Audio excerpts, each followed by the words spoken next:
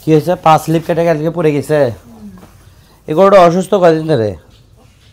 আমরা খায় দায় না, গরু সব দিকে ভালো আছে। এই এখানে রক্ত নাকি? এই যে বাছুর হয়েছে যে।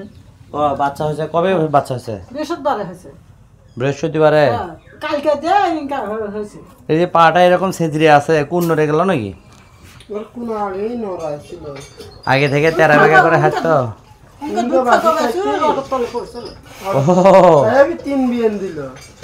ওইরকম অবস্থা 3 দিন, তখন ওই যে হাঁটা চলা করতে সমস্যা ইয়ে হয় না, তেরা বেগা করে হাঁটে না? আচ্ছা এখন কি সমস্যা? খাচ্ছে না, দাঁড়াচ্ছে না? মানে খাচ্ছে ঠিক আছে কিন্তু দাঁড়াচ্ছে না। দাঁড়াচ্ছে না বলতে আচ্ছা দাঁড়ালো, হ্যাঁ দাঁড়িয়ে এই যে বাম পাশের পাউডার মার ইয়ে করার সাথে আবার পড়ে গেল। এরকম হচ্ছে না? হ্যাঁ। এই যে ঘুরে বসে এগুলা খায়নি না? খাই অর্ধেক খেয়েছে? অর্ধেক খাইছে আর এই যে কাঁচা ঘাস খাইলে। আচ্ছা একটা টুল কি চটের বস্তা দিয়ে না এমনি লেজের গোড়া টোড়া ধরে? প্রচুর ভারী তো, এর 100 কেজির উপরে ওজন।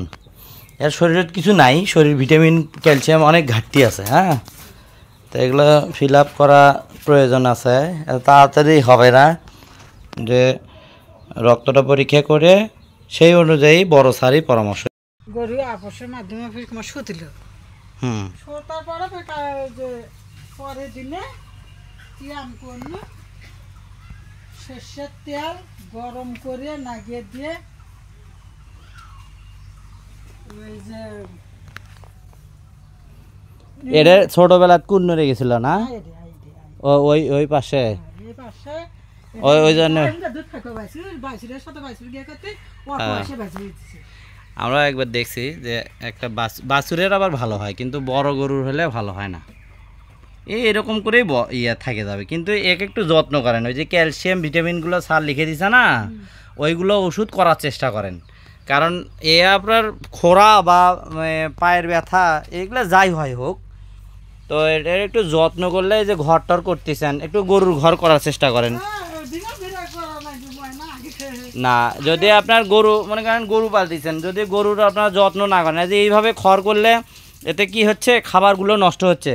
আবার যে ধরেন এই যে এই ময়লাটা 1 দিন 2 দিনের নয়, এই যে নিচে যেগুলো আছে 1 মাস 1.5 মাস হলে আছে না, তাহলে এই জায়গাটা যদি ওদের থাকার জায়গা যদি একটু ভালো হয়, তাহলে সেখানে যে বাছুরগুলো ঢুকতেছে, এখান থেকে তো বিভিন্ন ধরনের কৃমিগুলো তৈরি হচ্ছে, রোগ জীবাণুগুলো তৈরি হচ্ছে। ওরা অনেক সময় এর ভিতরের মাটিগুলো খাবে, ময়লাগুলো খাবে, এর মধ্যে অনেক ধরনের পোকা আছে। তো এই জন্যে ওদের যাই আপনার আছে, যতটুকু জায়গা আছে, এদের জন্য বেশি লাগবে না। তো আপনি ওখানে ঘরের জন্য যত টাকা খরচ করতেছেন, গরুর জন্য তত লাগে। এখানে শেড আছে, এখানে জাস্ট খালি অল্প টাকা খরচ করে, একদিনের মিস্ত্রি খরচ এখানে একটু লাগায় দেন না। আমি যে গরুটা ভাঁজ দেখতেছি না, এর পিছনটা একদিকে আর বডিটা একদিকে, এটা কি আগে থেকে এরকম? কতদিন আগে থেকে? ও যখন মায়ের পেট থেকে বের হয়েছে তখন থেকে এরকম তেরা বেকা? ও আচ্ছা আচ্ছা। এমনি গরুর জাত ভালো?